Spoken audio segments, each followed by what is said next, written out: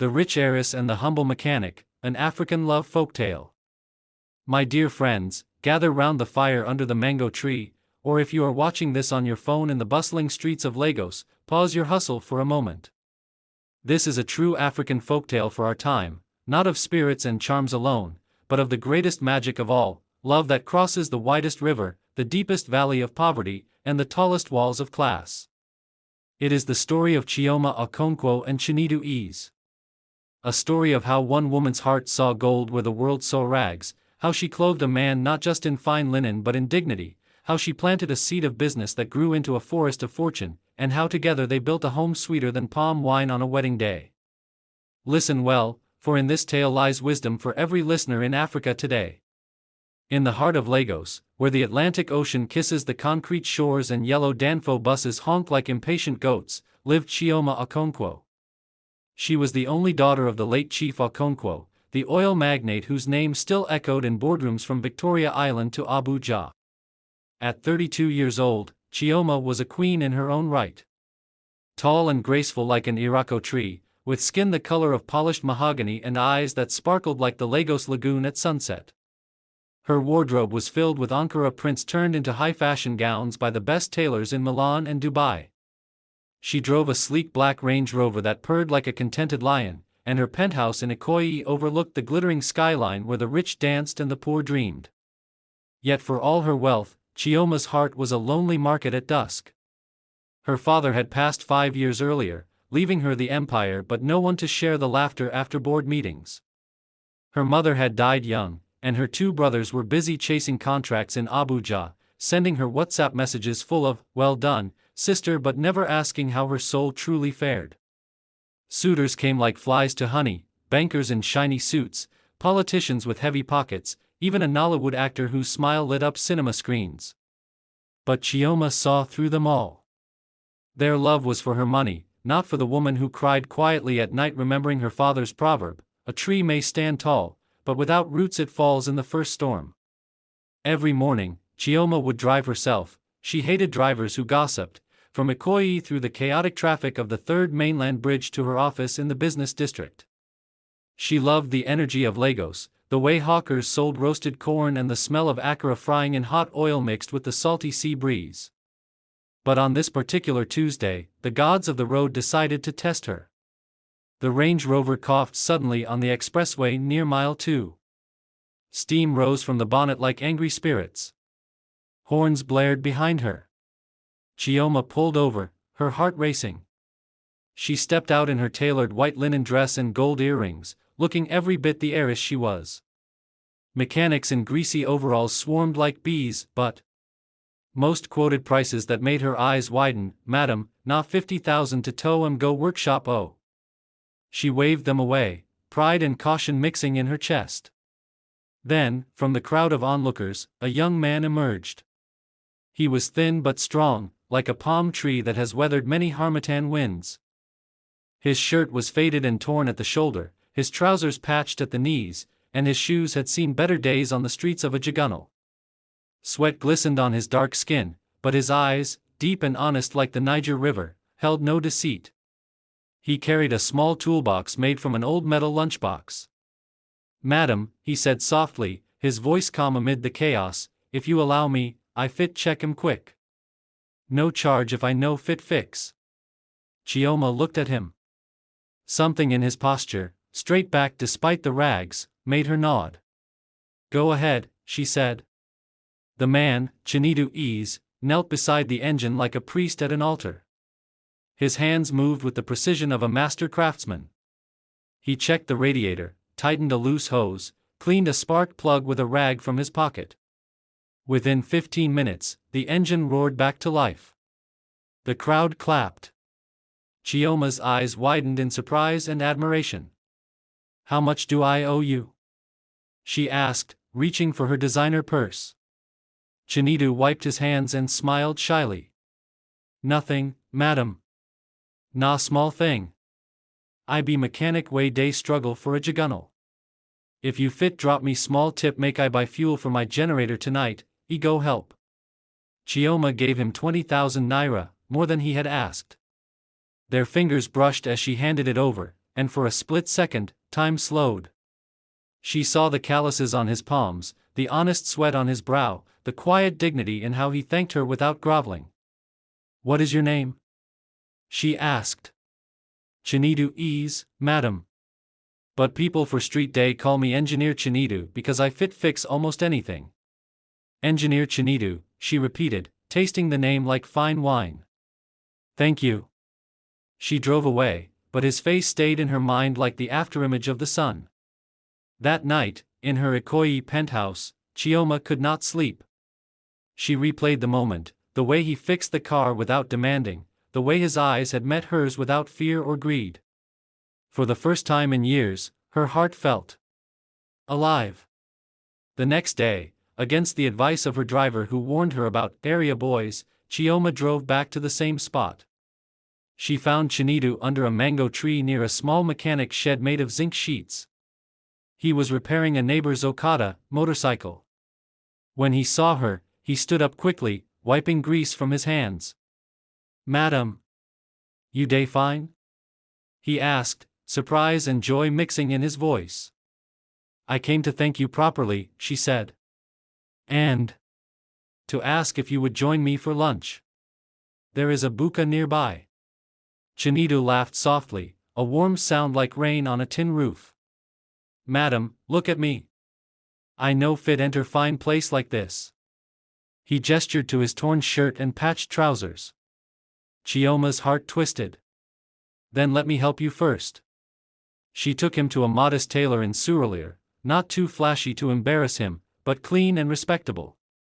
She bought him 2 new shirts, 2 trousers, a pair of strong work boots, and a simple wristwatch. "Clothes do not make the man," she told him as the tailor measured, "but they remind the world of the king inside." Chinedu stood taller that day. Tears welled in his eyes as he changed in the back room. When he emerged in the crisp blue shirt and black trousers, he looked like a different man, still humble, but shining with new confidence. "Madam Chioma," he said, voice thick, "why you day do all this for person way you know no?" "Because," she replied softly, "I see something in you that money cannot buy. Honesty. Skill. Heart." Over plates of jollof rice, fried plantain, and goat meat stew at the buka, they talked for hours. Chinedu told her his story. He was from a small village in Anambra State. His father had died when he was 10, leaving his mother to raise 5 children alone. Chinedu had learned mechanics from an uncle in Lagos, but the workshop owner cheated him of wages. Now he worked odd jobs, sending every spare kobo home to pay for his younger sister's school fees. He dreamed of owning his own garage one day, but life kept knocking him down like harmattan winds on a thatched roof. Chioma shared her own pains, the loneliness of wealth, the pressure to marry well, the fear that no one would ever love her for herself. They laughed when Chinedu imitated the Danfo drivers, and she told him about her father's proverbs: "The river that forgets its source will dry up." By the time the sun dipped low, painting the sky in orange and purple, Chioma knew. This was not pity. This was love, the kind that grows slowly like cassava in fertile soil. Over the next weeks, their bond deepened like roots in the earth. Chioma visited Ajagunal often, bringing food for Chinedu's mother and siblings when he introduced her via video call. She helped quietly, paying his sister's school fees without fanfare, fixing the leaking roof of their village home with money sent through him. But she never gave handouts that would bruise his pride. Instead, she said, "Chinedu, your hands are gold. Let me help you turn them into a business." One evening, under the stars on the balcony of her penthouse, he had come for dinner, now dressed neatly every time, she made the offer. "I want to start a proper auto repair workshop for you. Not a zinc shed, a real place with tools, a signboard, even 2 apprentices. You will run it. I will provide the capital, but the sweat and the name will be yours." Chinedu stared at her, eyes wide. "Chioma, I be poor man. People go talk say na your money day run am. How I go fit look you and I as man?" She took his grease-stained hand in hers, soft against calloused. Love is not about who has more. It is about who lifts the other. Proverbs say, if you want to go fast, go alone. If you want to go far, go together. Let us go far, Chinedu. He cried that night. Not from shame, but from the weight of someone believing in him so completely. The workshop, named Ease Auto Solutions, opened 3 months later in a good location near Apapa. Chioma invested 2 million naira, imported tools from Germany, a generator that never failed, fresh paint on the walls, and a bright sign with the green-white-green of Nigeria. Chinedu hired 2 young boys from his area and trained them with patience. Word spread quickly. His honest work and fair prices drew customers from taxis, Okadas, even some of Chioma's wealthy friends who brought their luxury cars. Business boomed like maize after the first rain. Within 6 months, Chinedu had repaid half the capital from profits. He bought his mother a new house in the village and sent his siblings to better schools. But more than money, he gained respect. Men who once sneered at his rags now called him Oga Engineer.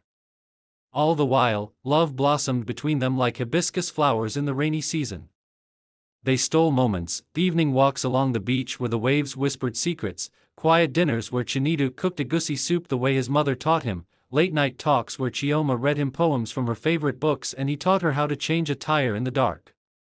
He called her NNEM, my mother, my love, and she called him, my engineer king. Yet every love story in Africa has its storms. Chioma's brothers heard rumors. Sister, are you mad? Her elder brother, Obinna, thundered over the phone from Abuja. A mechanic from a Jagunal? Our father's empire will be laughed at in every club. Her friends whispered in salons, Chioma is throwing herself away. Even Chinedu's own pride flared once when a rival mechanic spread lies that he was only using her for money. He almost walked away, saying, I no fit drag you down. The biggest test came during the Harmattan season. A big oil company contract that Chinedu had bid for, servicing their fleet of trucks, was almost lost when a jealous competitor bribed officials and accused Ease Auto of using fake parts. The workshop faced closure. Chinedu worked day and night, his hands bleeding from overtime, while Chioma used her connections quietly to prove the lies false. Together they visited the village oracle, not for juju, but for prayer at the old church where Chinedu's grandmother had worshipped. They fasted and prayed, holding hands under the mango tree. In the end, truth won. The contract was awarded to Ease Auto. Chinedu stood before the oil executives in a new suit Chioma had helped him choose and delivered a speech full of humility and vision. I started with nothing but honest hands. Today, with love and hard work, we build something for Nigeria. That night, as the Lagos lights twinkled like stars fallen to earth, Chinedu knelt before Chioma on the balcony. He had saved for months from his own profits to buy a simple gold ring, not the biggest diamond, but one engraved with their names and the date they met. Chioma Okonkwo, he said, voice steady as an ancient baobab, you clothe my body, you clothe my dreams, you clothe my future. Will you let me spend the rest of my life clothing your heart with love? Tears streamed down her face. Yes, my engineer. 1,000 times yes. The wedding was the talk of Lagos and beyond. Held in the village in Anambra where Chinedu's roots lay, it blended tradition and new beginnings. Chioma wore a stunning white gown with traditional red and gold geli, her train carried by village children. Chinedu, resplendent in a black suit and matching ISI Agu attire, looked every inch the king. Traditional dancers shook the earth with their feet, drums beat like heartbeats, and palm wine flowed like the river Niger. Chioma's brothers, seeing the joy and the thriving business, finally embraced their new brother-in-law. You have taught us that wealth is not only in bank accounts, Obinna admitted. They moved into a beautiful home in Lekki, not too grand to forget their roots, but comfortable with a garden where Chioma planted flowers and Chinedu built a small workshop in the backyard for his personal projects. Every morning, they prayed together, thanking God for the journey. In the evenings, they sat on the veranda, watching the sunset paint the sky. If you love this story, kindly subscribe to our channel for more interesting stories. Sharing stories of the day's victories and challenges. 2 years later, their first child arrived, a boy they named Okonkwo Ease, after both fathers. Then a daughter, Adaora, whose laughter filled the house like birdsong. the home became a beacon. Chinedu's workshop had grown into a chain of 3 across Lagos, employing over 50 youths from poor backgrounds. He started a free mechanic training program for boys and girls from the streets, teaching them skills and dignity. Chioma expanded her own foundation, helping widows and single mothers start small businesses. Together they built schools in Chinedu's village and provided boreholes for clean water. Neighbors would say, "See how love turned rags into riches, not just in money but in soul." Children in the area called Auntie Chioma and Uncle Chinedu the parents of the community. Years passed like the seasons, harmattan, rainy, dry, and back again. Chioma and Chinedu grew older, but their love grew deeper, like fine wine in the cellar of time. They traveled to the village often, sitting under the same mango tree where Chinedu once repaired okadas. There, he would tell their grandchildren the folktale of how a rich woman saw a poor man's heart and decided to build a kingdom together. One evening, as the sun set over the Lagos lagoon, Chioma rested her head on Chinedu's shoulder. Their hair had streaks of gray, but their eyes still sparkled with the same fire. "Do you remember the day the car broke down?" she asked. "How can I forget?" he replied, kissing her forehead. "That was the day the God sent me my greatest blessing. You clothed me, my love. Not just in shirts and shoes, but in hope. And you," she whispered, "taught me that true wealth is measured in the size of one's heart." My dear listeners, the moral of this African folktale is simple yet eternal: love sees beyond the cloth to the character beneath. A helping hand lifted in kindness can build empires. Pride may block the road, but humility and faith clear the path. In our Nigeria, in our Africa, where the gap between rich and poor sometimes feels wider than the Sahara, remember Chioma and Chinedu. True love does not ask where you come from, it asks where you are going together. And so, they lived in their happy home, surrounded by children, grandchildren, and a community made stronger by their union. The end. Or rather, the beautiful beginning of many more stories like this one.